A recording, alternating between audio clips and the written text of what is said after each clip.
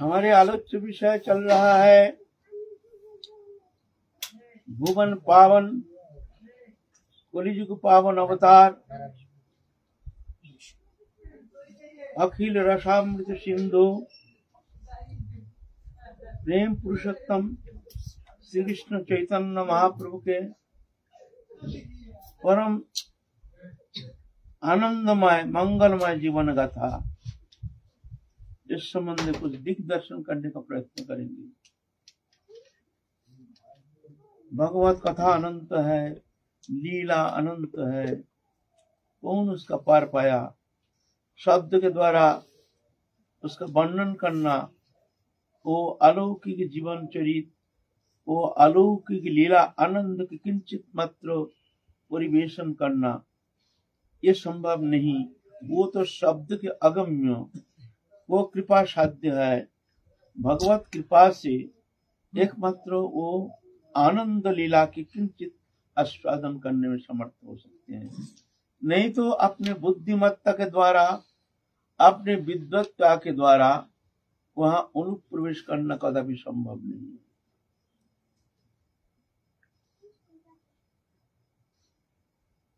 आनंद प्राप्त कर नहीं सकते हैं। वो आनंद है आनंदमय, लेकिन जब तक वो प्रेम के किंचित छटा प्राप्त नहीं कर पाते हैं तब तक वो आनंद अनुभव करना कदापि संभव नहीं।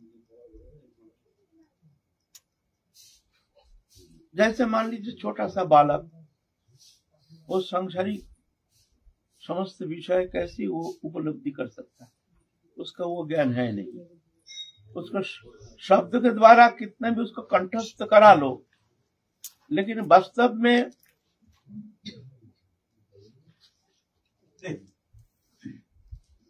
भौतिक हर विषय में उसका ज्ञान होना ये संभव नहीं है। ये उम्र के परिपक्वता आने से तभी जाकर के समस्त विषय उपलब्धि कर सकता है। ऐसा ही ये विषय, ये परिपक्वता, ये साधन के द्वारा जब भगवत चरण में समर्पित हो जाता है तो भगवत कृपा से, भगवत कृपा करके उनके भीतर वो लीला स्फूर्ति कराते हैं और वो प्रेम प्राप्त करके तभी जाकर के वो लीला में अनुप्रवेश करना संभव। नहीं तो वो शाब्दिक रह जाता है। लेकिन ये विषय वस्तु शाब्दिक नहीं, ये हार्दिक है, अंतःकरण वृत्ति, ये इंद्रिय वृत्ति नहीं है। वो चिन्मय दिव्य लीला रस।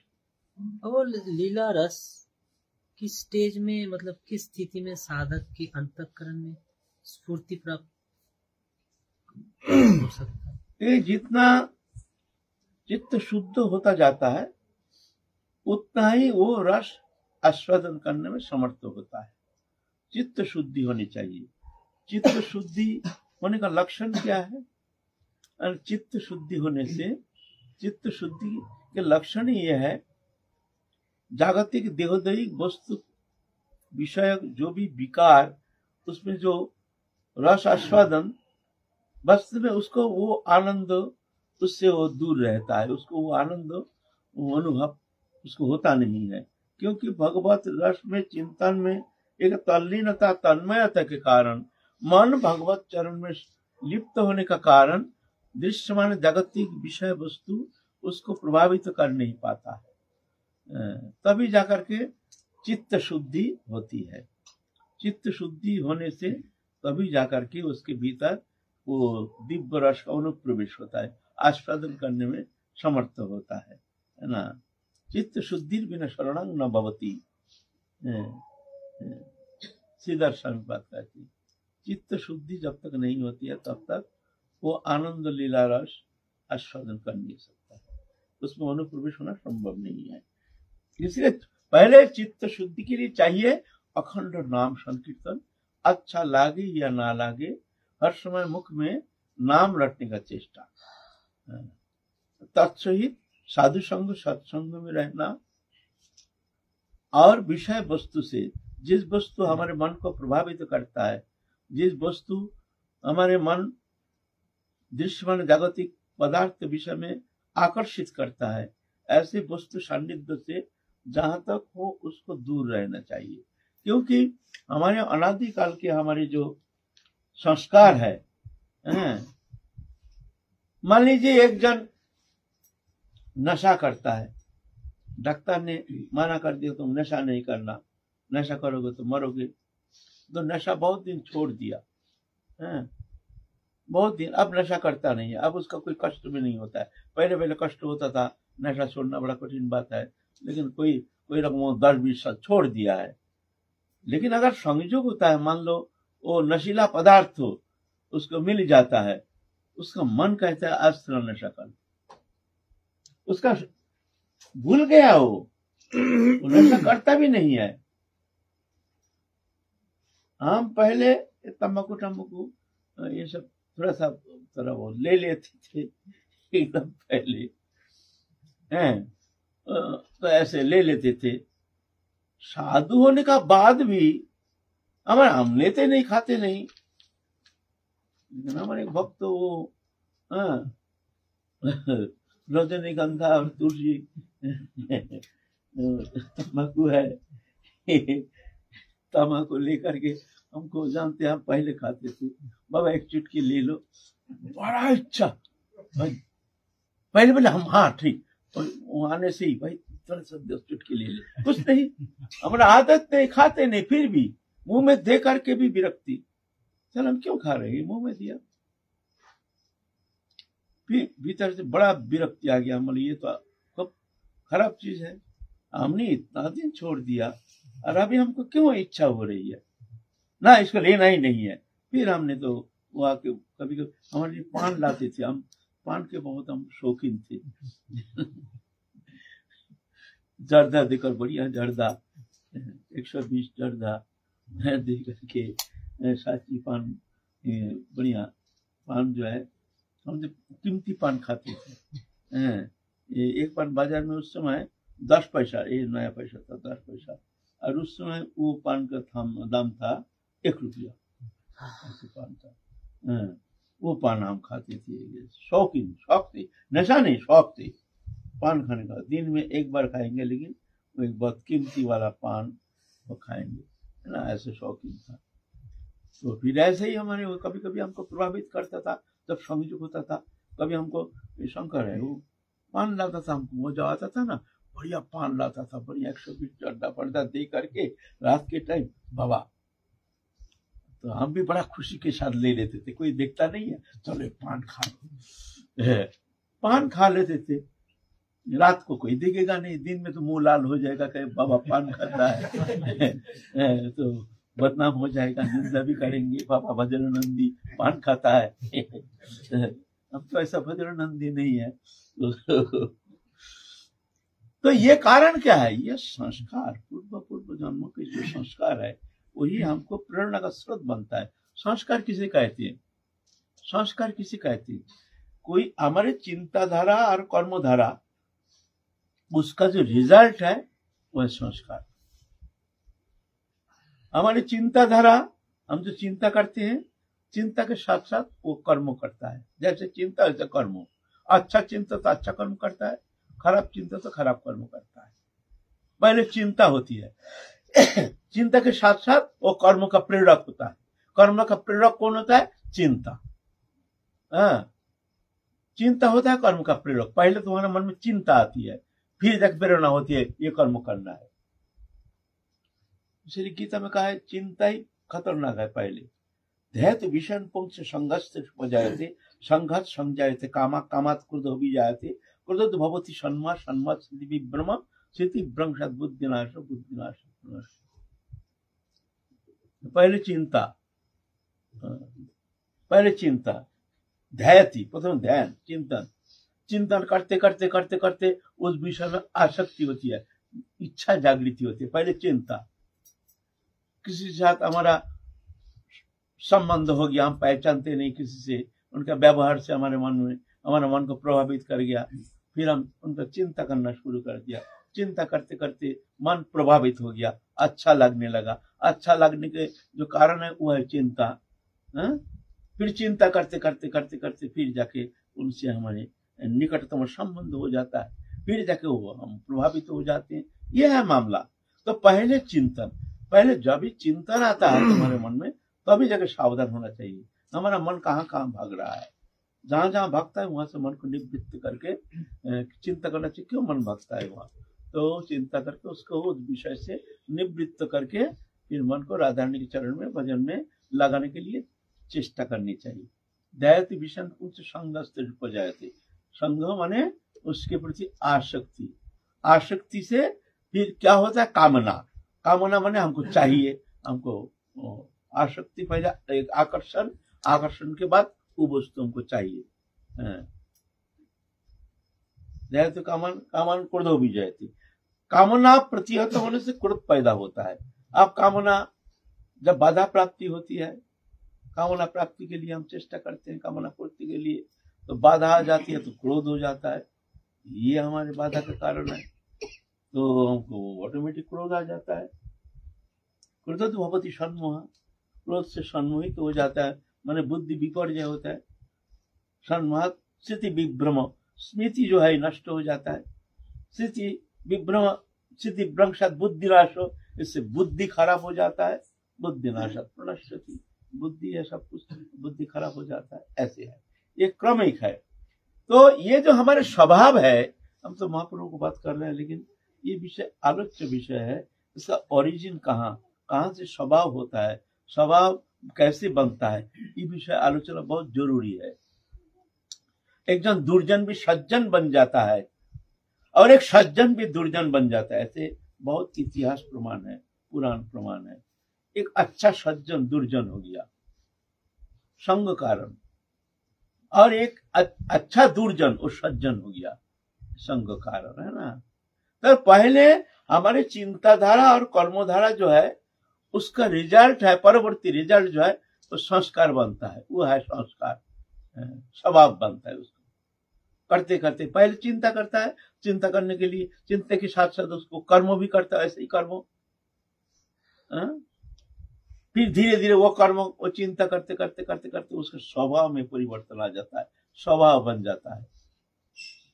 और मान लो वो सब बहुत साल वो ऐसे ही, जैसे शुभ चिंता हो अशुभ चिंता हो, शुभ चिंता करता है, शुभ कर्म करता है, तो धीरे धीरे धीरे धीरे वही उसका स्वभाव बन जाता है। आगे चल के उस स्वभाव उसका प्रेरक होता है, वो स्वभाव उसको धक्का मार के ले जाएगा। मरने का बाद भी, हम जब मर जाएंगे, मरने का बाद हमारे जो संस्कार, ये हमको फिर जो परवर्ती जो जीवन हम प्राप्त करेंगे, वहां हमको ये प्रेरणा का स्रोत बनेगा। अगर साधु जीवन है तो हमको वही ऑटोमेटिकली हमको संस्कार हमारी प्रेरणा का स्रोत बनेगा। देखो ना, कोई बच्चे का भजन करने में कितना उसकी रुचि, और कोई है देखो कैसे दुष्ट, जन्म से ही दुष्ट है। कारण क्या है? वो संस्कार है। तो संस्कार जो है ये बनता है चिंताधारा और कर्मधारा का रिजल्ट। हमारे जो पहले चिंताधारा और कर्मधारा, वो धीरे धीरे धीरे धीरे हमारा वर्तमान संस्कार, इसका अंदर उसके पहले का भी कुछ संस्कार, इसका संयोग है। ये हमारी प्रेरणा का स्रोत है। मान लीजिए अभी हम कहीं चले जाएंगे, चाहे कैसी भी परिवेश में चले जाए, इतना शक्ति है नहीं जो हमारे भजन छोड़ा करके हमको संसार में ले जाए, इतना ताकत तो है नहीं। राधा रानी की दया से कुछ समय के लिए मोहित कर सकता है, कुछ समय के लिए, लेकिन तुरंत हमारे संस्कार हमको पकड़ करके खींच करके उठा लेगा। क्योंकि इतना दिन 40 साल हम माथा मारते आ रहे हैं यहाँ, ऐसा थोड़ी है, इसका कोई प्रभाव नहीं। ऐसा ही संस्कार जैसे चिंताधारा कर्मधारा कौन सा एकदम दुर्जन भी ऐसे इस तरह से धीरे धीरे धीरे धीरे सज्जन हो जाता है। संस्कार जाता नहीं है, ये कभी कभी प्रेरणा रूप में भीतर में रह जाता है। रामदास काठिया बाबा के एक शिष्य था बिहारी दास। रामदास काठिया बाबा वो तो बाहर में सब देखने में लगता है जैसे एक साधारण व्यावहारिक मनुष्य, प्राय चिलुम लगाते हैं दिन रात। सिद्ध महात्मा तो बाहरी आवरण देखे रहते थे, बाहरी आवरण जो जान ना पाए, उनको जानने से पब्लिक आके उनको नोचेंगे। हम देखे ऐसे बड़े बड़े महात्मा जो आवरण देखे रहते हैं। हमारे गुरु जी भी ऐसी एक जन नाट्यकार थे, नाटक करते थे, कोई जान ही नहीं पाता था। एक दिन एक बाबा कहीं मुसलमानी टोपी, एक जन को बोला हमको ऐसे टोपी बना दोगे? बोले बाबा कहते हैं ठीक है टोपी बना दिया। और छोटे छोटे तो दाढ़ी थी और बैठे हैं एक मौलवी, जैसे मौलवी बैठे, कौन कहेगा इतने बड़े संत। एक दिन एक भक्त आया, हमको कहते फलाना बाबा कहाँ रहते? हम बोले है भीतर है, आइए आपको दर्शन करा दे। नाम सुन के आया है, आके बाबा को देख करके दंडवत भी नहीं किया, वहां से चल दिया। जब हमसे आए थे बड़ा संत, ये देखिए एक मौलवी बैठा है टोपी पहन के, दाढ़िया टोपी पहन के बैठा एकदम। नाटक ऐसे नाटक संसार को दिखाते हैं जिससे भीड़ ना हो जाए, ज्यादा उनको परेशान ना करे। इससे साधु संत बड़े बड़े नाटक करते हैं, बड़ा नाटकबाज, बड़े बड़े सिद्ध महात्मा है ना। रामदास काठिया बाबा ऐसे ही थे, सिद्ध थे, गंजी का सेवन करते हैं दिन रात, गुंडा पंडा बदमाश लेकर के बस वहां बैठे बैठे हा पैसा, ये खराब है, वो ऐसा है, वो ऐसा है, इसका निंदा उसका निंदा, ऐसे ऐसे। तो सब तो शिष्य जानते थे कि एकदम सिद्ध महात्मा है। और वहां बड़े डकैती करता था वो, रात में डकैती, चोरी डकैती बदमाशी, उसके माने दादागिरी, माने वृंदावन में रहना भारी पड़ गया था पैसे वाला लोग के लिए। तो सब देखते हैं जब बाबा के पास आके बैठते हैं वो चिलूम लगाते हैं, तो सब जानते हैं बड़े महात्मा। कहते हैं बाबा आप इतना जन को आपने काठिया रामदास काठिया, इतना जन को आपने शिष्य बनाया, चेला बनाया, उसको संसार से मुक्त कराया, और इसको आपने इस गुंडा, इसके भय के कारण हम लोग रास्ते में चलना, ये करना बड़ा कष्ट होगी, इसको थोड़ा अब कृपा नहीं कर सकते? तो बाबा का मन में आया, सब ऐसे कहते हैं। तो एक दिन शक्ति ऐसे क्रियाशील हो गया, आशीर्वाद किया, बोलता बिहारी तू साधु बनेगा? तो अरे बाबा साधु कैसे बनेगा, हमारा तो काम धाम अच्छा नहीं है, हम तो बहुत चोरी डकैती हम तो जानते सब कुछ करते हैं, ऐसा कोई कुकर्म नहीं है, हम करते नहीं है बाबा, तो हम की साधु हम बनेंगे? बोले तो बन जा, साधु बन जा, तू साधु बन जा। बोले बाबा हम जो खराब काम करते हैं, चोरी डकैती ये सब, लूट ये सब करते हैं। बोले हम देख लेंगे, तू साधु बन जा, आप हमको दिक्कत देंगे? बोले हाँ देंगे, काली कंठी ले आना, काली तेरे को साधु बनाएंगे। और बाबा ने कृपा किया, मनोभाव बदल गया, कंठी दे दिया, कोपिन भी दे दिया, काठिया बाबा बना दिया। स्वभाव गया नहीं ना चोरी डकैती करना। वहां क्या होता है, वहां हॉल घर जैसे रहता है, सब साधु एक एक बिस्तर लगा के सोते हैं, अब अलग घर नहीं है, ऐसे ही सब रहते हैं, दिन में सेवा करते हैं, भजन करते हैं, और रात में सब अलग अलग ऐसे ऐसे ऐसे ऐसे एक ही हल घर में उसमें आसन लगाते हैं सोने के लिए, ऐसे सो जाते हैं। उसका आदत है रात भर जागना, रात में चोरी करना, उसका संस्कार जाग जाता है, रात 12 बजे उठ जाता है। अच्छा नहीं लगता भाई चोरी करना, स्वभाव है, तो चोरी तो कर नहीं सकता है, साधु हो गया, क्या करेंगे?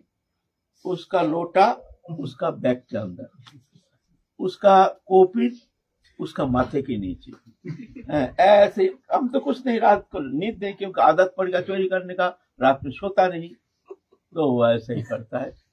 सुबह उठ करके वो देखता है भाई हमारा कोपिन का, ये हमारा कमंडोल कहाँ गया? भाई यही तो था, कमंडोल है नहीं। ढूंढते ढूंढते देते दूसरे थैला में, जिसका थैला में उससे झगड़ा शुरू हो गया, तो हमारा कमंडोल चुरा लिया। अरे भाई हम चुराए नहीं, हमारा कमंडोल है, तुम्हारा थैला में है। हल्ला गुल्ला एकदम हमारे को। वो बोलते भाई हमारा बहिर्वास मिल नहीं रहा है, कहाँ गया? देखते हैं और एक जन को उसके थैला में, ये थैला में तू हमारे बहिर्वास चुरा लिया? अरे भाई हम नहीं लिया नहीं आई। ऐसे रोज होता है भाई, उल्टा पलटा, और उसका काम नहीं, वो संस्कार चोरी करना, चोरी तो कर नहीं सकते, ऐसा करते उल्टा पलटा करता है। इसको कहते हैं संस्कार, ऐसे संस्कार। फिर एक जन तो एक दिन बोला भाई कुछ गड़बड़ है, रोज रोज ऐसा होना तो संभव नहीं है, क्या बात है। तो एक जन रात को वो सोया नहीं, वो देखता देखेंगे भाई कुछ गड़बड़ तो होता है। देखते हैं बिहारी दास रात 12 बजे उठ के बैठ गया, ऐसा देख रहा है, और वो तो चादरा उठ के ऐसे नाक को निकाल करके वो बिहारी दास उठ गया। फिर देखते हैं उसको वहां गया, उसका थैला को लेकर के वहां और ट्रांसफर कर दिया और एक जगह, और उसका कॉपी ऐसे जो करना है हेरा फेरी करके चुपचाप चादर ओढ़ के सो गया एकदम साधु जैसे। तो जा करके उठ चिल्लाना शुरू कर दिया कि भाई ये बिहारी दास का काम है, ये बिहारी ऐसे गड़बड़ करता है, चोरी तो करता नहीं है लेकिन ऐसा है। सब जाग गया, चोर बिहारी चोर।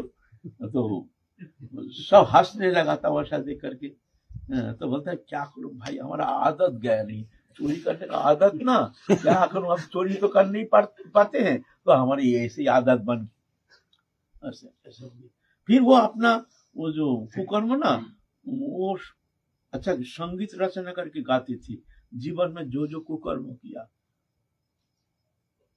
सहज नहीं, अपना जीवन गाथा साधु हो गया ना।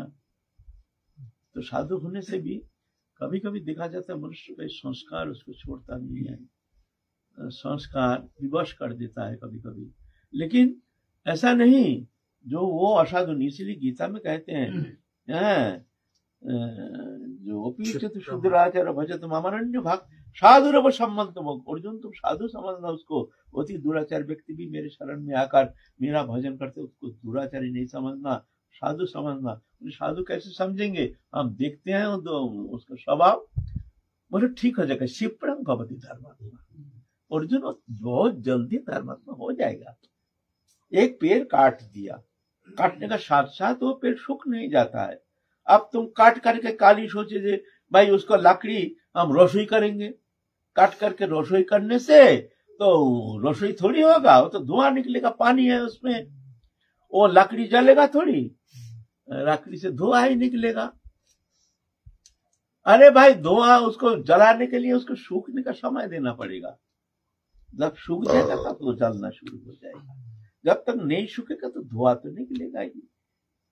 तो हरा भरा काल काट दिया, तो हरा भरा भाई हरा भरा क्यों है, बोलते हरा भरा काल काट दिया है और हरा भरा नहीं रहेगा। लेकिन उसे नया करके पेड़ होना संभव नहीं, फिर पेड़ होगा नहीं, है ना। ऐसे मनुष्य का संस्कार है, जन्म जन्म कितना जन्म का अनादि संस्कार। इसलिए जो साधु है वो कभी किसी का दोष दर्शन नहीं करता है, देखता है सब ठीक है, सभी ठीक है, और वो अपना दोष अनुसंधान करते हैं, हमारे अंदर कितना दोष है, क्या दोष है, हमने जीवन में क्या क्या किया, ये अनुसंधान करो तो देखोगे अगर तुम्हारे अंदर थोड़ा सा भी चेतना है तो तुम कभी ऐसे घमंड नहीं करोगे, किसी का दोष दृष्टि तुम करोगे नहीं। अरे भाई हम भी कम नहीं है, हम भी कम नहीं है किसी से, है ना। मस्तक अवनमित हो जाएगा, कुछ भी हो हमसे अच्छा है, कितना भी खराब हो हमसे अच्छा है, ऐसे बोला। ये संस्कार है, लेकिन ये चला जाता है धीरे धीरे धीरे धीरे धीरे धीरे। ये शुभ अनुष्ठान करता है, जब शुभ चिंता करता है, सत्संग में रहता है, भजन ध्यान धारणा उपासना इत्यादि जब भगवत अनुष्ठान में वो तत्पर रहता है, तो धीरे धीरे उसका संस्कार भी बदल जाता है, बदल करके वो भी क्षिप्रम भवति धर्मात्मा शांति, बहुत जल्दी वो धर्मात्मा हो जाता है भगवत कृपा से, है ना। इसीलिए किसी का क्रिया देख करके उसको कभी हीन धारणा नहीं करनी चाहिए, वो सुधर जाएगा, है ना। बड़े बड़े डाकायत, बड़े बड़े दुर्जन सज्जन बन गए हैं, भगवत प्राप्ति किए हैं, ऐसे बहुत सारे इतिहास प्रमाण है। इसीलिए किसी को कभी छोटा नहीं समझना चाहिए। भगवान की लीला भूमि, भगवान ने लीला करना, सब जीव जगत रचना करके भला बुरा अच्छा खराब सब मिला करके उनकी रचना, एक नाटक रचना। एक नाटक में जैसे बहुत सारे रोल होता है, बहुत चरित्र होता है, तब जाके एक सुंदर नाटक होता है। अगर मान लो एक नाटक हम करेंगे उसमें सब साधु मतलब सब सज्जन, कोई दुर्जन है ही नहीं, वो कभी नाटक सुंदर नाटक हो ही नहीं सकता, कोई देखेगा नहीं तुम्हारा वो नाटक। सब सज्जन है, साधु है सब, कोई पाप नहीं, ताप नहीं, कोई दोष नहीं, वो कभी नाटक होगा ही नहीं। नाटक में सब रोल चाहिए, एक कॉमेडियन चाहिए, एक विलेन चाहिए, एक हीरो चाहिए, हीरोइन चाहिए, सब कुछ चाहिए, सब मिला जुला करके तब जाके सुंदर नाटक, तब जाके सुंदर नाटक होता है ना। ये नाट्यशाला, भगवान की नाट्यशाला, यहाँ जो नाटक देखते हैं, दृष्टा बन जाते हैं, तो वो फंसता नहीं, वो निकल जाता है। और जो इसमें दोष देख करके इन्वॉल्व हो जाता है, वो फंस जाता है ना, वो फंस जाता है ना। ये संसार है। महाप्रभु की बात हो रहा है, जब प्रसंग जब चल रहा है तो प्रसंग आ जाता है, एक रूपक है, रूपक है। भगवान के पास से जीव जगत जा रहे हैं संसार में, तो भगवान कहते हैं भाई कहाँ जा रहा तू लोग? ना हम लोग माया से खेलेंगे, माया का रंग तमाशा देख करके बड़ा आनंद आ रहा है, हम खेलेंगे। तो खेलने के लिए भगवान कहते हैं बेटा तो जा रहा है, विदेश जा रहा है, तो जा, तो गुजारा करने के लिए कुछ दे दूं, परदेश है ना, तेरे को तो कुछ चाहिए, तो जा गुजारा करने के लिए। भगवान ने क्या किया है, उनका बड़ी गाठरी रखा है, गाठरी, एक एक गाठरी से एक गाठरी बांध के, अच्छा बहुत सारी गाठरी बांध के दे देते हैं, जा इसको ले जा, इसको लेके गुजारा करना। क्या गुजारा, उसमें क्या क्या दे दिया, बुद्धि दे दिया, विवेक दे दिया, ज्ञान दे दिया, कर्म दे दिया, संस्कार दे दिए, ये सब अगडुम बगडुम सब दे करके भेज दिया, जा जा तो जा रहा है। तो और एक सोने का बहुत सुंदर एक गाठरी रखा है, बहुत सुंदर, बहुत कीमती गाठरी, देखने में लगता है बहुत हीरा मोती से जड़ा हुआ एक ऐसे सुंदर एक बक्सा, उसमें से कुछ नहीं दे रहे। तो जीव कह रहे हैं प्रभु हम तो जा रहे हैं बाहर, वो सब गाठरी से तो सामान दे दिया हमको गुजारा करने के लिए, वो गाठरी से क्या है, उसमें से तो कुछ दिया नहीं, वो तो बहुत कीमती आइटम दिखता है उसमें। बोलता हाँ वो तो आइटम है, लेकिन वो तो हम देंगे नहीं। तो बोलता प्रभु उसमें क्या आइटम है? मतलब उसमें शांति की गाठरी, शांति है, सुख दुख हर्ष विषाद मान ये सब गाठरी अलग अलग दे दिया। बोलते शांति नामक गाठरी है, शांति, वो शांति की गाठरी है। बोलते प्रभु शांति नहीं मिली तो विदेश जाके क्या करेंगे? सब मनुष्यों जो भी करते हैं उसके पीछे वो चाहिए उसके शांति, शांति नहीं मिला, आप उसमें गाठरी से हमको कुछ दे दीजिए, थोड़ा सा दे दी। बोलते ना ना ये तो हम देंगे नहीं, ये जो दे दी ये ले जाओ, ये नहीं। प्रभु आप इतना कठोर हो रहे हैं, जिस शांति के अनुसंधान में जीव जगत घूम रहा है, वो शांति नहीं मिले तो हम विदेश जाके क्या करेंगे? उसमें थोड़ा सा दे दीजिए, इतना बड़ी गाठरी आप इतना कंजूस क्यों हो रहे हैं? तो भगवान कहते हैं बेटा ये गाठरी ना हम तेरे लिए रखे हैं, तू जब लौट के आ जाएगा तेरे को हम ये पूरा गाठरी दे देंगे। तो बोलता है प्रभु आप विदेश जाना, अभी तो थोड़ा सा गुजारा करने के लिए थोड़ा सा दे दीजिए। बोलता देख अभी अगर तेरे को हम थोड़ा सा दे दिया ना, तू अनंत काल भी तू लौट के आएगा नहीं हमारे पास। हमने किसी को ये वस्तु दिया नहीं, किसी को दिया नहीं, जो आगे गया है फिर भी लौट के आना चाहता ही नहीं, उसी में मुग्ध होकर के उसमें ही वो आनंद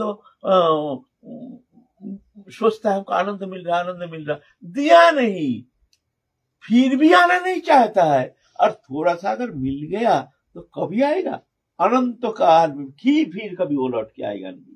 इसीलिए इसको देंगे नहीं, इसलिए कि वो दुखी होकर के जब देखते घूमते घूमते जब दुखी हो जाएगा तो जाकर के हमारे याद करेगा, तो फिर हम उसको बुला लेंगे, जब हमारे पास आ जाएगा कि पूरा गाठरी भाई तेरे लिए ही रखे हैं, तेरे को दे देंगे, तू हमारे कोई काम में आने वाला नहीं, क्योंकि हम भूमानंदमय हैं, हम आनंदमय आत्माराम, आप तो काम पूर्ण काम, हमारा कोई प्रयोजन है नहीं, ये तेरे लिए रखे हैं, अनंत आनंद सिंधु, तू आ जा, तेरे को मिल जाएगा। लेकिन जब तक विदेश जाएगा तेरे मंगल के लिए, क्योंकि तू जल्दी आ जाएगा। वहां दुखी होकर के शांति के अनुसंधान में तू जब इधर उधर भटकते रहेगा, तब जाकर के कोई मेरी प्रेम भक्त का संग मिल जाएगा, तो उनकी कृपा से तेरे को मार्ग मिल जाएगा, फिर जाके तू आ जाना, फिर तेरे को हम पूरा काटसी दे देंगे। ठीक है, क्या करेगा, अब जाना तो है, जा रहे हैं। तो प्रभु तो जल्दी आने का क्या उपाय है, दुखी हो जाएंगे तो क्या किया, एक चीज झोला है ना, साधु ले लेते हैं, इधर एक थैला इधर एक थैला, है ना, एक कपड़ा का थैला होता है ना, इधर पहले ऐसा था, अभी तो बैग पैक हो गया, पहले साधु लोग थैला बनाते थे। जो ताकिया है ना, ये ताकिया जैसे बीच में से वहां उधर कुछ सामान, इधर सामान, और इसके इधर लटका लेते थे, इस तरह से जाते थे। तो सामने कुछ सामान लटका दिया और पीछे लटका दिया। तो बोलता है, बेटा अगर जल्दी आना चाहता है तो सुन, इस सामने वाला जो गठरी है ना, उसको खोल के देखते रहना, अगर तू जल्दी आना चाहता है तो।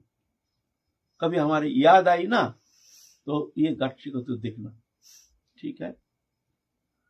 तो प्रभु पीछे वाला गठरी में क्या, कब तो खबरदार भूल से पीछे वाला गठरी देखना ही नहीं, छूना ही नहीं, तो काम खराब हो जाएगा। तो प्रभु दे दिए हैं, फिर पीछे वाला तो वो तो चल रहा है संसार सागर में, घूमते घूमते दुखी हो गया है, दुखी होके याद आ गया, तो सामने वाला गठरी खोल के देखने के लिए कह दिया, चलो गठरी को खोल के देखो। तो सामने वाला गठरी खोल के देखता है, क्या है उसके अंदर, वो जीवन भर जो जो खराब कर्म कुकर्म किया है उसका सब लिस्ट उसमें भरा हुआ है। एक एक देखता है और चमक जाता है, अरे हमने ये किया, अरे हमने ये किया, अरे हमने ये किया। तो हम प्रभु के पास कैसे पहुंचेंगे, हाय हाय, अब हाय हाय मच गया। धीरे धीरे सोच रहा था, इससे कैसे मुक्ति मिले, हमको कैसे मुक्ति मिले। बस अपना दोष, वो धीरे धीरे समस्त दोषों से निवृत्त होकर के अब भगवत उपासना में मन लगाने का कोशिश कर रहा है। नहीं, ये दोष से मुक्त होना है, मुक्त नहीं होने से हम भगवत चरण में भक्ति प्राप्त करना हमारे द्वारा संभव नहीं होगा। पहले दोष मुक्त होना है, चित्त शुद्धि, दोष मुक्ति माने चित्त शुद्धि, है ना। लेकिन पीछे वाला गठरी मना किया है जो उसको देखना नहीं, तो उसका मन में बार बार टोकता है, पीछे वाला गठरी में क्या है, वो तो थोड़ा देखूं। फिर बोलते हैं प्रभु ने माना, फिर प्रभु ने माना किया,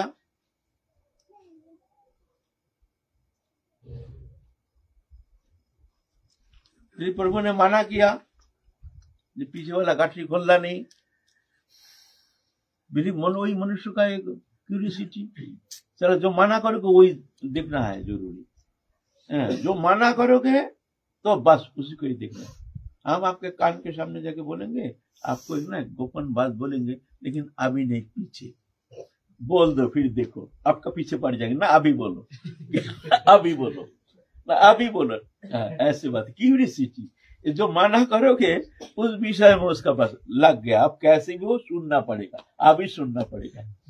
सिर्फ कुछ देर कान के पास जाके बोलो, एक गोपन, बहुत बड़ा गोपनीय बात तुम हम कहेंगे, चुपचाप, लेकिन अभी नहीं, बस फिर दो, तुम्हारे पीछे पड़ जाएगा। यह है क्यूरियोसिटी, मना कर दिया ना, वो देखना है। तो एक बार सोचे हैं कि भाई वो गठरी खोल के थोड़ा सा देख लो, देख करके रख देंगे, फिर ज्यादा माल क्या है उसमें, कुछ माल तो होगा, क्या माल है देखने मना किया है। तो क्या किया, ये गठरी को उधर ले लिया, वो गठरी इधर ले, खोल के ही क्या दिखता है, दूसरा का दोष, इसका दोष, उसका दोष, उसका दोष, और वो चमक जाती ऐसे, अरे हम तो इसको बड़े महात्मा जानते थे, उसका अंदर ये दोष, अरे वो तो एकदम मां त्यागी जानते थे, उसका अंदर ये दोष, अरे ये तो बड़ा संत, उसका अंदर ये दोष।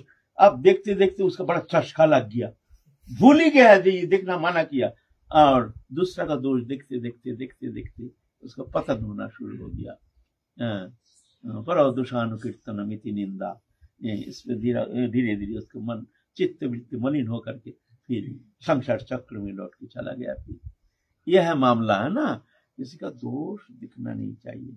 दोष देखो तो अपना, गुण देखो तो दूसरा का। सब जीव दोष गुण से भरा हुआ है, किसी का दोष की न्यूनता, किसी के दोष में अधिकता, बस ये इतना फर्क है।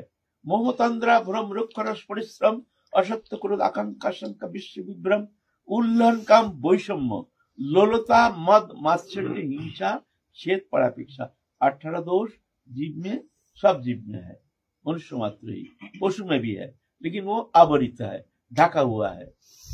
मनुष्य में कोई कोई दोष की अधिकता, किसी में कोई दोष की न्यूनता। कोई दोष देखने में आता नहीं, लेकिन है। एक भी दोष वर्जित नहीं है। काम, क्रोध, लोभ, हिंसा, देश, मोह, तंद्रा आदि जितना हम कहें सब है। लेकिन क्या होता है, विवेक के द्वारा उसको दाबा के रखते हैं। जो विवेकी जन होता है, साधु संत होता है, तो हमको देखने में आता है जो ये महान संत, इनके अंदर कोई दोष नहीं। वास्तव में ऐसा नहीं, दोष भरा हुआ है। नहीं, हम कुछ खाते नहीं, सिर्फ उबला हुआ वस्तु खाते हैं, बिल्कुल नमक छोड़ के, नमक मिर्च कुछ नहीं, उबला हुआ। अरे बाबा महान त्यागी है, 4 राजभोग रख दिया, बार बार लोभ हो रहा, चले एक राजभोग बहुत दिन खाया नहीं, उन्हें अच्छा होता। ये कहाँ जाएगा? उबला हुआ वस्तु खाने से हमारी रुचि थोड़ी खत्म हो जाएगा। बोलते हैं विषय विनिवर्तन्ति निराश देहिना रसवज्जं रसपश्य परं दृष्टा निवर्तते।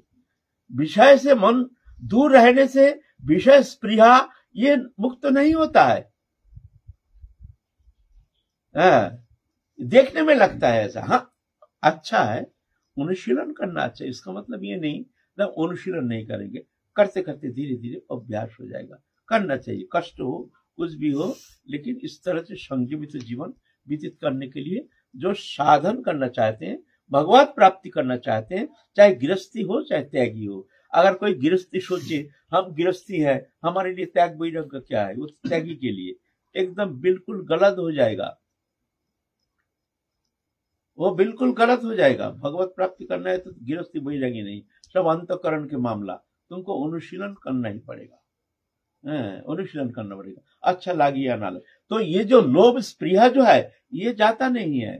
तो गीता कहते हैं विषय विनिवृत्तन्ति निराहारस्य देहिना रसवज्जं रसपश्य परं दृष्टा निवर्तते। विषय से दूर रहने से विषय स्पृहा दुष्ट नष्ट नहीं होता है, परं दृष्टा निवर्तते, मतलब परम पुरुष को प्राप्त होने से ही तब जाके निवृत्त होती है ना। तो सब में ये है, दोष गुण है नहीं ऐसे नहीं। कर्मेंद्रिय संयम जास्ते मनुष्य शरण इंद्रिय अर्थन भीमरत्न मिथ्याचार उच्चते। कर्मेंद्रिय को संयम कर लिया, लेकिन मन के द्वारा विषय चिंतन करता है, वो तो मिथ्यावादी, ऐसा है ना। तो बात ऐसा है, ये दोषणीय नहीं है, ये अनादि संस्कार, ये रहता है रहेगा, लेकिन अनुशीलन छोड़ना नहीं चाहिए, चेष्टा छोड़ना नहीं चाहिए। हम अगर सोचे हम ऐसे वैरागी हो जाएंगे, ऐसे निष्प्रिय निर्लिप्त हो जाएंगे, तब जगह भगवत चरण में हमारा मन लगेगा, तब हम खूब भजन करेंगे, ऐसा दिन शुभ दिन की इंतजार तुम करते रहोगे, अनंत काल बीत गया और बीतेगा, तुम कभी वहां पहुंच नहीं पाओगे। तो क्या करना है, अच्छा लागे या ना लागे, हमको निवृत्त होना ही है, कोशिश करना पड़ेगा, जैसे इससे हमारे विषय से हम मन निवृत्त हो जाए। उसके लिए अभ्यास करते करते करते करते अभ्यास जब युक्त नचित सान्यगामिना परमांग पुरुषं दिव्यं जाति पार्थो चिंतन, ऐसे करते करते फिर जीवन तो शुद्ध होता है, तभी जाकर के स्फुरन शुरू होता है।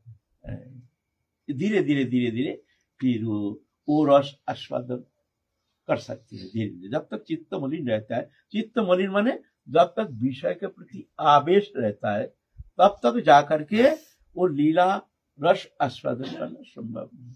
विषय आवेशित चित्ताना कृष्ण भक्ति सुदुर्लभ। जिस हृदय में विषय के प्रति आवेश है, वो कृष्ण भक्ति आस्वादन करना सुदुर्लभ है ना। तो हम लोग तो जा रहे थे महाप्रभु की कथा में, हम पीछे पड़ गए हैं, प्रश्न छेड़ दिया ना। तो ये भी जरूरी है, अच्छा है, जानना चाहिए। ये संस्कार पैदा होता है, संस्कार। अगर कोई मन में ये धारणा कर ले कि मेरा तो विषय तो अभी छूटा नहीं है, सांसारिक विषय छूटा नहीं है, तो क्यों हम लीला चिंतन क्यों करें? क्योंकि वो तो विषय रस तो छूटा नहीं है, तो लीला चिंतन हमारा होगा ही नहीं। हम तो अब वो प्रयास न हो चाहे ना हो, ध्यायति विषम पुंस संघर्ष, ये माने पहले तो चिंतन होता है, पहले चिंतन, तो चिंतन ही अगर तुम्हारा खराब है तो तुम्हारा कभी वहां तो पहुंच ही नहीं पाओगे। इसीलिए पहले तो चिंतन का परिवर्तन, विषय चिंतन से मन को भगवत चिंतन में लगाने का चेष्टा, ये अभ्यास युगयुक्त चितसा नान्यमान्ना परमं पुरुषं दिव्यं जाति पार्थ अनुचिंतन। इधर हम नहीं करें, गीता कह रहे, इस तरह से अनुचिंतन करने का अभ्यास करना, वो मंगलमय शुभ चिन्मय वस्तु का चिंतन करते करते आवेशित हो जाता है। धीरे धीरे इंद्रिय वृत्ति जो है हमारा उस चिद वस्तु विषय में आकर्षित होना शुरू हो जाता है। ध्यायति विषम पुंस संघर्ष हो जाते, ऐसे ही एक प्रक्रिया है। प्रक्रिया जितना करोगे उतना ही तुम्हारे मन धीरे धीरे विषय आवेश से मुक्त होकर के भगवत चिंतन में एक निश्चलता, एक तन्मयता आ जाएगी।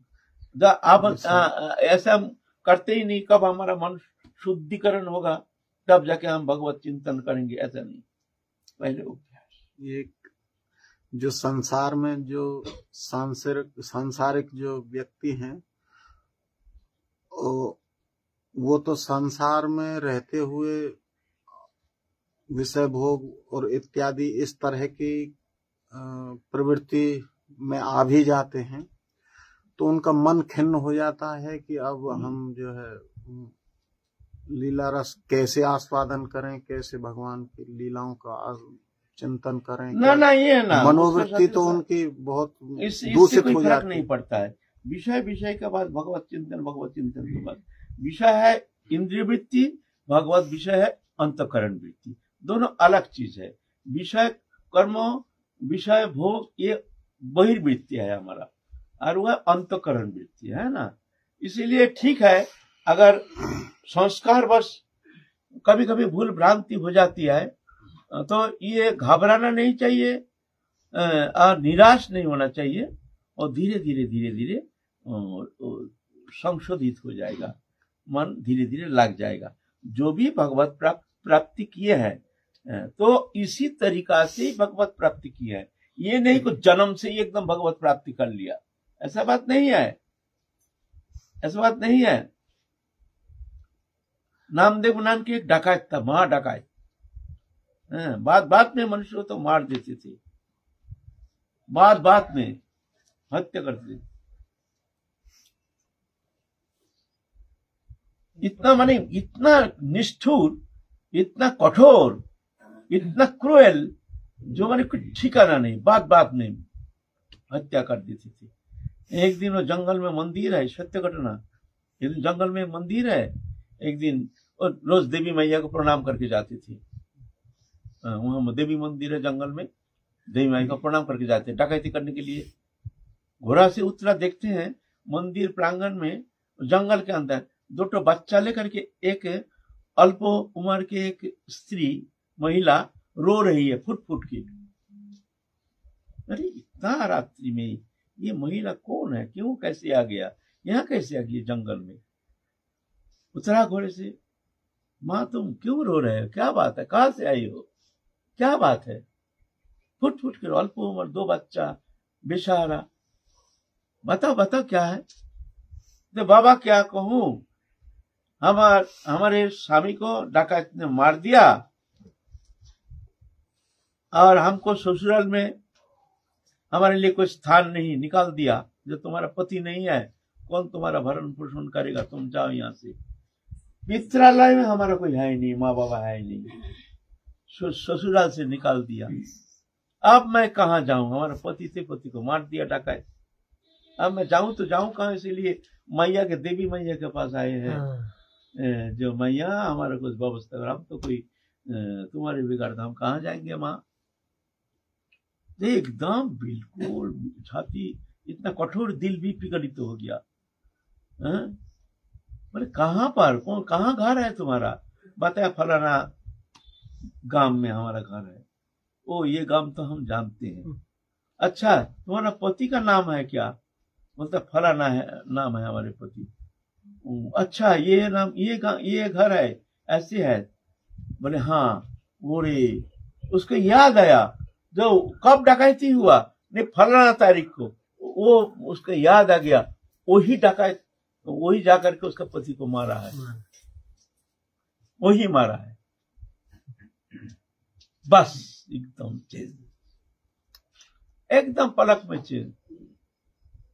अरे हमने ये क्या किया, इतना दिन हुआ नहीं, अब उसका एकदम चेतन आ गया, हमने ये क्या किया, ऐसे कल्पना, ऐसे घर को हमने नष्ट कर दिया, ऐसे ऐसे हमने कठोर दिल, ऐसे जीवन, अरे ऐसे जीवन का तो खत्म करना उचित है। ये मनुष्य जीवन से पशु जीवन अच्छा है। भीतर गया, माँ के खरगोश उठा करके मारने के लिए तैयार हो गया। माँ ने तो भीतर में अपना वही चिरा चामुंडा जो है वो जा करके पकड़ लिया, पकड़ करके घर के दरवाजे में बंद कर दिया। पागल चिल्ला रहा है, बड़ा जम के चिल्ला रहा, हाँ हमने क्या किया, हमने क्या किया। अनुताप से पूर्व जन्म का जो संस्कार है बहुत जल्दी वो साफ हो जाता है। बहुत प्रायश्चित करके भी जो चित्त शुद्धि नहीं होती है, लेकिन अनुताप बड़ी चीज है। अनुताप होना जरूरी है साधक जीवन में। साधक का अगर अनुताप नहीं होता है, पश्चाताप नहीं होता है अपने कृत कर्मों के लिए, तब तक चित्त शुद्धि होना मुश्किल है। और जिसको होता है मान लो भाग्यशाली है, अनुताप होना जरूरी है। बस इतना जलन, चिल्ला रहा है पागल जैसे, हमने क्या किया, हमने क्या किया, हमने क्या किया, पागल हो गया। सब दरवाजा बंद किया, उसका जो चिल्ला छुट्टी, फिर जानाला तोड़ करके रात के अंधकार में निकल गया, चिल्लाते चिल्लाते पागल जैसे, हाय रे हमने क्या किया, बस एक ही शब्द, हाय रे हमने क्या किया। फिर कुछ लोग जा रहे थे, तीर्थयात्री जा रहे थे, तीर्थ करने के लिए उस समय तो पैदल जाते थे, तो उसके साथ शामिल हो गया। वो लोग तीर्थ जा रहे, उनके साथ जा रहे हैं, वो लोग जो भी देते वही खा लेते, साधु संघ में बैठते, साधु संघ में बैठते, ऐसा करते करते साधु संघ कहीं जाते हैं तीर्थ, वो साधु संघ सुनते हैं। तो एक महापुरुष की कृपा उसको प्राप्त हो गया, दीक्षा ले लिया, कह दिया तू भजन कर। भजन करते करते अल्प दिन में भगवत प्राप्ति भी कर लिया। बोले ऐ कैसे, इतना बड़ा दुष्ट इतना जल्दी कैसे प्राप्त कर लिया? वही अनुताप पश्चाताप है ना, एक पश्चाताप है। ये पश्चाताप जितना बहुत द्रुत साधक का चित्त शुद्धि होती है, उतना शुभ अनुष्ठान के द्वारा, भजन के द्वारा, मंगल अनुष्ठान के द्वारा, प्रायश्चित के द्वारा ऐसा होता नहीं है। जलन, अंतर्दाह से जला करके राख कर देता है, उसके समस्त पूर्व जन्म का सब पाप प्रवृत्ति जला करके शुद्ध कर देता है ना। तो ऐसे बड़े बड़े भगवत प्राप्ति कर लिया। एक दिन बैठा है एक मंदिर के द्वारा, जब बैठा है और भी भक्त बैठे हैं, तो ऐसे ध्यान लगा रहे हैं, सुबह सुबह सूर्योदय हो रहे हैं, साधु तो बन गए हैं, ऐसे बैठे हैं। एक जन में रोटी दे गया हाथ में, ऐसा रखा है, और एक जन दही दे दिए, साधु बाबा भजन कर रहे हैं, चलो दही ये दे दिए, चपटा दे गया। ऐसे तो वो तो ध्यान कर रहे हैं। अरे कुत्ता अगर के बहुत समय से देख रहा है तो हिलता डुलता नहीं है, तो चुप्पे से रोटी को लेकर के चल दिया। एक कुत्ता, वो देखते हिलता डुलता नहीं है कुत्ता, पहले तो बैठा, फिर आकर के आस्ते आस्ते रोटी को पकड़ करके चल दिया। और देखा, देख करके दही का लेकर के कुत्ता के पीछे पीछे जा रहे। अरे प्रभु प्रभु, अरे सूखी रोटी कैसे खाएंगे प्रभु, दही से खाओ प्रभु। सब में भगवान दिख रहे हैं, सब में भगवान दिख रहे हैं। प्रभु सूखी रोटी कैसे खाएंगे प्रभु, दही से खाओ प्रभु, दही। कुत्ता भाग रहे उसके पीछे पीछे, प्रभु प्रभु दही से खाओ, दही से खाओ। जब संत हो जाता है तो संत के गुण सब उसमें देखने में आता है। संत गुण क्या है? संतो अनपेक्षा मच्चित्ता प्रशांता समदर्शिना निर्मम निरहंकार निर्द्वंदा निष्परिग्रह। ये संत के गुण आ जाता है उसमें। भक्तों में संत के गुण देखने में आता है ना, ये बात है। तो ऐसा नहीं, दुर्जन भी सज्जन हो जाता है। और बड़े बड़े संत भी कभी कभी संग प्रभाव से, संग के कारण दुर्जन हो जाता है, जथा अजामिल। अजामिल एक जो संत था, अजामिल ऐसा नहीं था। एक पूर्व जन्म में अजामिल था एक संत, सन्यासी। ठंडी मौसम में एक दिन गंगा किनारे में एक मंदिर प्रांगण में सोया हुआ है। ठंडी मौसम, तो कांप रहा है ठंडी में। तो एक धोबी अपनी कन्या को लेकर के कपड़ा धोने गए गंगा में। तो जो कन्या है, धोबी के जो कन्या है, युवती है, वो देखें साधु बाबा ये युवक सन्यासी है, कष्ट पा रहे हैं, तो एक कंबल लेकर के आस्ते करके उड़ा दिया। जब उड़ा दिया तो स्पर्श हो गया। स्पर्श होने से झट करके जाग गया। जाग करके दिखते हैं एक तरुणी, बड़ा गुस्सा आया, स्पर्श किया। गुस्सा आया तो बोलता है, तूने हमको क्यों स्पर्श किया? बेश्या कहीं के, हमको स्पर्श किया, जा बेश्या हो जा तू, हमको क्यों स्पर्श किया तू? और वो कन्या भी बहुत दुखी हो गया, हाय हाय, हमने तो साधु जान करके, कष्ट पा रहा जान करके हमने तो कंबल ओढ़ने आया और हमको इस तरह से श्राप दे दिया। वो भी बड़े दुखी होकर कह दिया, जा तू भी बेश्यासक्त हो जा। वही अजामिल बन के आए हैं। अजामिल संत था, ब्राह्मण कुल में जन्म, अच्छा भजन करते थे। लेकिन एक दिन वो दुष्ट एक रमणी के जो अशुभ संयोग देख करके उसका मन विचलित हो गया। फिर उसको ले आया, ले आकर के फिर जाकर के उसके संग प्रभाव से दुष्ट संग से बुद्धि भ्रष्ट हो गया। फिर भोग वृत्ति, तो चोरी डकैती सब बदमाशी शुरू कर दिया। कैसे संसार गुजारा होगा? भोग करने के लिए तो भाई पैसा चाहिए ना, तो पैसा कहाँ से मिलेगा? तो जिसका अधिक भोग वृत्ति और पूर्ति नहीं होती है तो क्या करेगा? तो अभी चोरी डकैती दुष्टता, ये कारण क्या है? कारण ये है कि उसको भोग वृत्ति पूर्ति के लिए ही पैसा चाहिए बस। और जिसका ऐसे नहीं है वो चोरी डकैती थोड़ी करेगा। यह है भोग वृत्ति पूर्ति के लिए ही समस्त, ये अर्थ प्राप्ति के लिए समस्त चेष्टा। यह है अजामिल उपखंड। सज्जन दुर्जन हो गया और ऐसे दुर्जन सज्जन हो गया। इसीलिए संगम संजायत दोषा, संग से दोष गुण पैदा होता है। तो इसीलिए कहते प्रथम भक्ति संतन करो संग, पहले संतन संग, साधु संग। साधु संग से बुद्धि निर्मल होता है। फिर धीरे धीरे धीरे धीरे साधु संग में रह करके भजन करते करते फिर पार लग जाता है। शुभ दिन की इंतजार नहीं, अभी से ही शुरू कर दो। काल क्या होगा कौन देखा है? चलना शुरू कर दो अभी से। जैसे कोई भीड़ भाड़ के स्थान पर या कोई इस तरह के वातावरण में जहाँ बहुत ज्यादा भीड़ भाड़ भी रहती है मंदिर वाले, जो साधक हैं और जो ब्रह्मचर्य की स्थिति से रहते हैं और स्पर्श दोष से भी अलग हैं, तो भीड़ भाड़ में तो स्पर्श क्षणिक मात्र तो होता ही है, तो क्या नुकसान हो जाता है? उसमें भी? जो देखो नुकसान उसका नहीं होता है जो हर समय स्पर्श से मुक्त नहीं और कोई संकुच नहीं, उसके लिए वो अनुभव नहीं होगा। अगर कोई स्पर्श दोष वर्जित है तो उसको तुरंत पता चल जाएगा, तुरंत। क्या अच्छा, तुरंत पता चल जाएगा उसको, एकदम इलेक्ट्रिक जैसे पता चल जाएगा। स्पर्श दोष इतना खतरनाक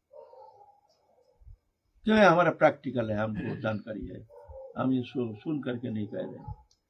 अभी तो बहुत स्पर्श दोष वर्जित नहीं है, लेकिन पहले एक समय हम बहुत स्पर्श दोष से बहुत दूर रहते थे। बस में चढ़ते नहीं थे, पैसा नहीं था गाड़ी में चढ़ने का, झूल के जाते थे जिससे किसी का स्पर्श ना हो जाए। कोई मनुष्य हो किसी को स्पर्श हम बच के रहते थे। उसमें हमने बहुत कुछ अनुभव किया, बहुत अनुभव किया। स्पर्श दोष इतना माने इलेक्ट्रिक जैसे तुरंत एकदम काम करता है।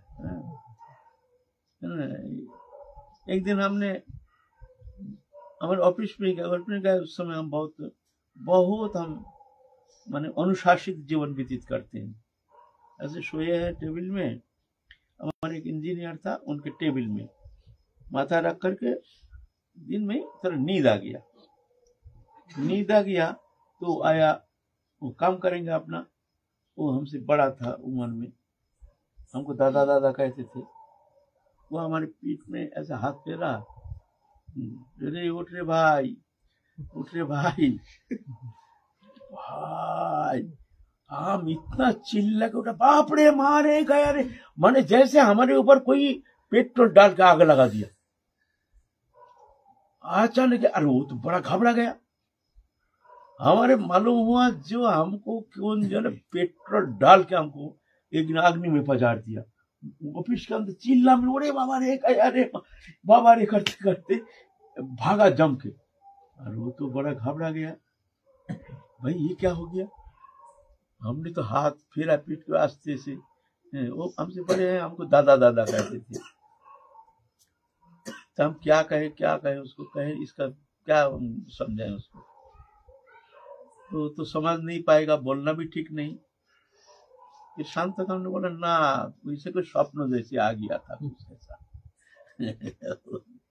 तो हमको और भी बहुत सारे ये प्रैक्टिकल हमारे जीवन में हमने बहुत कुछ देखा है। छोटा सा स्पर्श से क्या क्या नुकसान होता है। इसीलिए जो एकनिष्ठ साधक हैं, अल्प उम्र के साधक हैं विशिष्ट, उनके लिए सबके, कोई मनुष्य कोई पुरुष, किसी का भी स्पर्शों से ये साधारण जो बहिर्मुख लोग का स्पर्श से भी नुकसान होता है। हमें ये प्रैक्टिकल है हमारा। उसका भी स्पर्श, पुरुष स्त्री नहीं, पुरुष, उनका स्पर्श से भी नुकसान होता है। स्पर्श दोष अगर बचा के चलता है तो बहुत जल्दी वो बहुत कुछ अनुभव कर सकता है। स्पर्श दोष बड़ा खतरनाक है। वास्तविक जीवन में स्पर्श दोष से कैसे बचे, या जैसे पंडित जी कह रहे, अब मंदिर में दर्शन के लिए तो जाना भी पड़ेगा और भीड़ भी बहुत, किसी अगर मानो स्पर्श दोष बचा के उसका साधना है तब तो उसको बच के रहना पड़ेगा। और मान लो सब जगह स्पर्श होता है, आदत बन गया है, तो उसको वो अनुभव होगा नहीं, वो अनुभव उसका होना संभव नहीं है। एक परिस्थिति। लेकिन जो धीरे धीरे ऐसे अनुभव होने के लिए तुमको दीर्घ समय, लंबा समय तक इसको अभ्यास करना पड़ेगा। अभ्यास करने से उसके साथ साथ खाना पीना आदि, भजन ध्यान, ये सब अभ्यास करना पड़ेगा। ऐसे थोड़ी स्पर्श दोष बाजा के चलते खाने पीने का कोई ठीक है उल्टा पल्टा खाते हैं, जहां तहां खाते, ऐसा नहीं। तो धीरे धीरे शुद्ध अंतःकरण हो जाता है। स्पर्श दोष के क्या नुकसान है? स्पर्श दोष के क्या नुकसान है? उसके से गुणक्रिया ना, ये आणविक शक्ति है हमारे एक भीतर में। जो आणविक क्रिया है ना, सत्य रज तमो नाना प्रकार गुण क्रिया है, ये क्रिया उसके भीतर में प्रवेश कर जाता है। प्रवेश करने से फिर जाके अगर उसके सत्य गुणी है, यहाँ तमोगुणी है, तो वहां जाके उसका प्रभाव विस्तार करता है। प्रभाव विस्तार करने से उस समय वो कष्ट अनुभव करता है ऐसे। और मान लो वो सत्यगुणी है, कोई सत्यगुणी कोई स्पर्श करता है तो आनंद आता है, तो फिर तो उसको आनंद आता है ना, तो आनंद आता है। ये अनुभव वेद्य, ये तर्क के विषय नहीं, ये लॉजिक के विषय नहीं। लॉजिक के द्वारा बोले स्त्री वही स्पर्श करने से क्या दोष होता है, ये अगर अभ्यास करते हैं तो जाकर के धीरे धीरे उसको पता चलेगा, तो पता चलेगा क्या स्पर्श दोष क्या होता है। जैसे कोई साधक रास्ते किनारे जा रहे हैं और कोई मानो स्त्री पुरुष का कोई आपस में एक देखने मात्र से जैसे दृष्टि लगी, और दृष्टि से क्योंकि विकारित होने की संभावना बनी, या उस समय तो कोई अब देखने से आंख से आंख मिलने से भी क्या कुछ फर्क दिखाई देगा? ये देखने के कारण ही तो अजामिल उपखंड, तो अजामिल देख करके तो उसका बुद्धि भ्रष्ट हो गया। अजामिल था ब्राह्मण, सज्जन, आचरणशील, लेकिन वो ये देखना ही तो है खराब, इससे ही तो सब काम बिगड़ गया। अजामिल जो खराब हो गया अधमिलुपकरण श्रीमद् भागवत में, वो तो यही कारण है ना, दृष्टि से ही तो क्या हो गया, बिल्ल मंगल का कहानी। बिल्ल मंगल एक स्त्री आसक्त परम स्त्रीण था, एक पतिता के प्रति हो आकर्षित चित्त हो करके उसके बिना रह नहीं पाता है। थोड़ा सत्संग कर, समय जाने दो, समय जाता है। एक स्त्री आसक्त, अत्यंत आसक्ति, ब्राह्मण कुमार और विद्वान, बड़े पढ़े लिखे, ऐसे नहीं मूर्ख नहीं, बड़े विद्वान शास्त्रज्ञ। पिता का पितृवियोग हो गया, श्राद्ध कार्य संपन्न हो गया, 12 दिन इंतजार कर रहा है, जो 12 दिन ब्राह्मण भोजन होने का बाद हम जाएंगे। एक एक दिन गिन रहा है, कोई रकम 12 दिन कैसे बीतेगा, वहां जाना है। बरसात के मौसम, जब पितृकार्य संपन्न हो गया, आप कृष्णा नदी दक्षिण भारत का, वो पार करके उस पर जाना है। तूफान चल रहा है, बरसात मौसम ना, रात हो गया, कैसे जाएंगे, नाव नहीं, क्या करेंगे, मन मान नहीं रहा है, पागल हो गया, जो कूद पड़ा नदी में तैरते हुए। अब वहां पानी तो और लहर, चलना मुश्किल, एक मुर्दा बह के जा रहा था, उसने मुर्दा पकड़ के अति कष्ट धीरे धीरे जाकर के उस पार गया। मध्यरात्रि हो गया, उसमें कितना रात्रि को ठिकाना नहीं, जा करके गिला, और उस मुर्दा का शरीर का गला हुआ सारा मांस शरीर में लग गया, बदबू, भयानक बदबू, और कौआ जैसे एकदम बुरा, ऐसे ही पानी से ऐसे ही हो गया दशा, ठक रहे। वो तो गेट बंद, फाटक, बड़ा फाटक है, बाउंड्री वॉल है, तो बाउंड्री वॉल के वहां ऐसे एक लटका हुआ, एक सर्प लटका हुआ था। वो सोचा ये रस्सी है, तो उस सर्प को पकड़ के, बड़ा सर्प था, उस सर्प को पकड़ के दीवार कूद करके उस पार गया। जाते ही चिंतामणि जो पतिता थी, चिंतामणि को दरजा ठकठका, चिंतामणि आगे जुड़ी, देखते एक अद्भुत, ऐसे सब शरीर में कीचड़ उचड़ लगा हुआ है, शरीर से भयानक बदबू आ रहा है। पहले तो पहचान में आया नहीं, कौन हो तुम? अरे देख करके तो एकदम चकित हो गया। और बिल्ल मंगल का व्याकुलता, उत्कंठा भरी शब्द, उत्कंठा में शब्द प्रयोग कुछ अलग होता है। वो शब्द प्रयोग सुन करके सोचे, अरे ब्राह्मण इतना आसक्ति, इसको तो ठोकर लगना चाहिए, नहीं तो ये तो बर्बाद हो जाएगा। बोले तुम इतना नीच, तुम इस सरा गंदा पंचभौतिक शरीर के प्रति आसक्ति, तुम ब्राह्मण कुमार हो करके तुम वंश के कलंक हो। तुमने ये आसक्ति अगर तुम्हारा राम जी के कृष्ण के चरण में होता ना, तो जीवन भगवत प्राप्ति हो जाता, तुम्हारा जीवन धन्य हो जाता। तुम निकल जाओ यहाँ से, हमारी आना नहीं। ये कही है एक शाब्दिक, भीतर में तो उसका बहुत कष्ट हो रही थी चिंतामणि की, लेकिन क्या करे, उनके कल्याण चिंता करके। फिर बिल्ल मंगल दिखा, सारा जिसके लिए हम इतना कष्ट किया, वो ऐसे शब्द, ये दुनिया का प्रेम, ये है प्रेम, और इस प्रेम के लिए हम मरते हैं।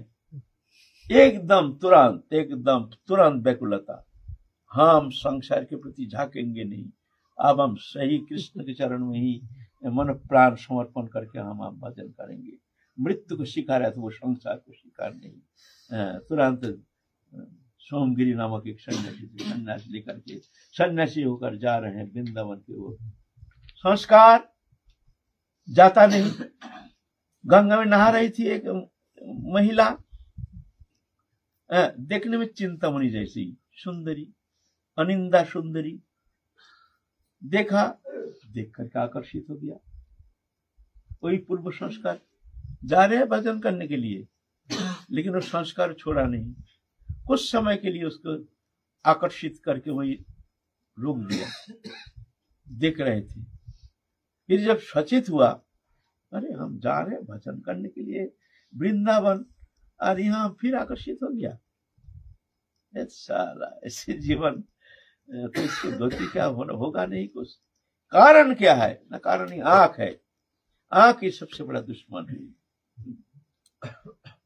फिर वो महिला जब स्नान करके जब कपड़ा पहन के जा रही है, उसके पीछे पीछे आ गई, घर में आ गई। आ करके साधु वेश सन्यासी वेश पति आए हैं, दिखते वैष्णव है, तिलक उलक धारण किया। आइए महाराज सेवा बताइए। हाँ सेवा बताएंगे, आप सेवा करेंगे? हाँ सेवा करेंगे। बोलिए क्या सेवा? ना आज रात के लिए आपके पत्नी को हमारे पास भेजेंगे? बोले क्यों नहीं, क्यों नहीं, जरूर। घर दिया, एक तो अलग घर। पत्नी को कह दिया, बोलती है भगवान की कोई लीला होगी, नहीं तो संत तो ऐसा कह नहीं सकता है, हो नहीं सकता है, ये भगवान की कोई कृपा, चलो हम हारेंगे नहीं, हमसे वचन दे दिया। तो पत्नी भी ऐसे ही राधा रानी की कृपा उन पर है। तो उनमें सास धस के बड़ी सुंदर रात्रि में घर में पहुंच गई। फिर उनका वो स्वरूप देख करके ही भीतर में एकदम राधा रानी की स्मृति जागृति हो गई। आहा, ये दिखने में इतना सुंदरी हमारे राधा रानी, ना जाने कैसी सुंदरी। आहा, वो रूप छोड़ करके हम क्या भौतिक, ये पंचभौतिक सारा गंदा सप्त धातु से बना शरीर, रस रक्त मांस में दोस्ती मज्जा शुक्र सप्त धातु गंदगी से भरा हुआ पंचभौतिक शरीर, इस शरीर के प्रति आकृष्ट होकर के हमने इस तरह से राधा रानी चरण से वंचित होकर के संसार चक्र में जा रहे हैं। हाय रे, हम जैसे मूर्ख कौन होगा। तो ये आंख ही कारण है। आए हैं मैया, हाथ जोड़ के मैया माँ बोल के संबोधित किया। माँ,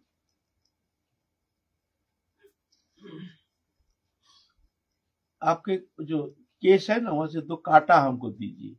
किसमें से कांटा गुजरते हैं ना, कांटा हमको दीजिए। क्या करेंगे बाबा? ना मैया दो 2 कांटा। यहाँ से कांटा खींचते ना, केस जब किसी विनाश करते हैं ना, तो कांटा से उसको सेट करते हैं मैया लोग। तो 2 कांटा ये अच्छा मेरे को कांटा दिया, कांटा लिया, ले करके देख रहे हैं ऐसे। ये आंख ही हमारा दुश्मन, आंख ही हमारा दुश्मन, सबसे बड़ा दुश्मन हमारे संसार चक्र में भ्रमित करने वाले कौन है? ये आंख है। इसको खत्म कर देंगे, फट करके मार दिया, आंख में खून निकलना शुरू हो गया। बस मैया तो चिल्ला के एकदम भाग गई, बुलाए पति को, अरे देखो तो गई, क्या अनर्थ हो गया, ऐसा हो गया, तैसा हो गया। अरे ये बाबा तो क्या कर दिया, अनर्थ कर दिया, आंख में कांटा दिया, अंधा हो गया। अंधा हो गया। और फिर देखते तो महापागल है, दरवाजा बंद कर दिया। जी महापागल है, इनको स्थान दे दिया, ये तो देखो कैसे अनर्थ कर दिया। फिर रात के अंधकार में निकल गया। हाँ कृष्ण करते करते भगवान आ गए, कृष्ण बालक रूप में आकर के हाथ पकड़ के, चलो हम तुमको वृंदावन ले जाएंगे, वृंदावन ले जाएंगे। तो बोलते हैं तू कौन है लाला, तू कहाँ से आया है? बोलते बाबा हमारा नाम गोपाल है। तू कहाँ जाएगा? बोले तुमको हम पहुंचा देंगे। कहाँ पहुंचाएगा? हम जाएंगे वृंदावन, चलो तुमको हम वृंदावन पहुंचा देंगे। हाथ पकड़ के जा रहे, अचानक बोले इतना छोटा बच्चा वृंदावन कैसे जानता है? और स्पर्श से उनके भीतर शिहरण हो रहा है। हाथ पकड़ लिया, तू सही बता, आंख पे तो दिखता नहीं है, तू कौन है बता, तू कौन है बता। हाथ छोड़ के भाग गया। तो बोलता तुम तो, हम पहचान लिया, तुम तो हमारे कन्हैया हो। हाथ छुड़ा के तुम जा सकते हो हमारे दिल से, अगर दिल में से निकल करके तुम जा सकते हो तब जानते हैं तुम सही से तुम में दम है। जाओ, अब हम अंधा है, हमारा हाथ छुड़ा के तुमने चल दिए, लेकिन हमारे दिल से तुम इसे छुड़ा के चल दो तब जानेंगे। फिर वो कृष्ण ठाकुर जी शायद उसको ले आए वृंदावन में। कहने की बात है, ये संस्कार ये इतना सहज जाता नहीं है। बड़े बड़े ज्ञानी को, बड़े बड़े विद्वान को कभी कभी ये संस्कार, जब वस्तु संयोग होता है तो वस्तु संयोग से कभी कभी प्रभावित होकर के कभी कभी भूल भ्रांति हो जाती है। ये कोई दोष नहीं है, ये कोई घृणा की विषय नहीं है, ये होता है, बड़े बड़े संत का होता है। आपको ऐसे हम बहुत सारे बड़े बड़े महापुरुष के जीवन चरित्र हमको सुना देंगे आपको। होता है। इसलिए स्वप्न में भी कभी किसी के प्रति दूर दृष्टि नहीं आनी चाहिए। ये संस्कार है इसका। लेकिन किसी हद तक होता होगा, किसी कोई हद फद नहीं, ये बेहद हो जाता है। अगर ऐसे संग मिलता है, अगर ऐसे परिवेश होता है तो जाके बेहद हो सकता है, हद से बाहर भी जा सकता है। संग ऐसे परिवेश, मान लो ऐसे दूषित परिवेश में गया जहां हुआ, उससे ऐसे प्रभावित हो गया। जैसे अजामिल तो कहां से कहां ले गया। ऐसा फिर छोटा मोटा भूल हो जाता है। अगर संग ठीक रहता है, सत्संग रहता है, भजन रहता है, तो फिर तो सुधर जाएगा ही। क्यों? तो उसका उद्देश्य ही है भजन करना। वो मूर्ख थोड़ी है, जानता नहीं है, अपने को जानता नहीं है, थोड़ी वो प्रभावित हो जाएगा। ऐसा नहीं होता है। जय जय श्री राम।